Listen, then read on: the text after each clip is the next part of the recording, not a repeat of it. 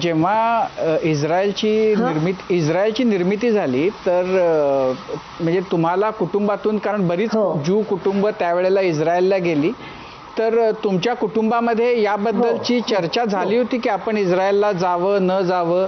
न जाण्याच्या मागे कोणता विचार प्रबळ ठरला? हे बघा, नाही पप्पा तर त्याला पेन्शन मिळत होती आणि नाशिकला घरच होतं, त्यामुळे त्यांना जायचंच नव्हतं. आणि माझ्या लग्न झालेल्या 3 बहिणी होत्या, म्हणजे एस्तेर, सोफिया आणि सेरा, 3 सगळ्यात धाकट्या. तर त्यांची लग्न नुकतीच झालेली होती, त्यामुळे त्याचा विचार, कारण नोकऱ्या लागलेल्या होत्या त्याच्या नवऱ्याला, त्यामुळे कोणाचे विचार नव्हता.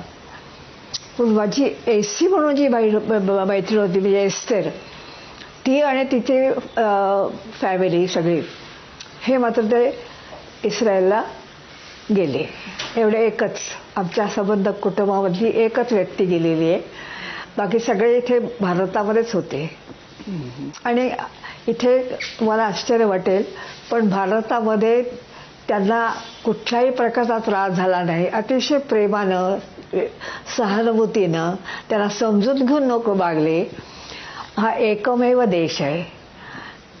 नाहीतर इस्रायल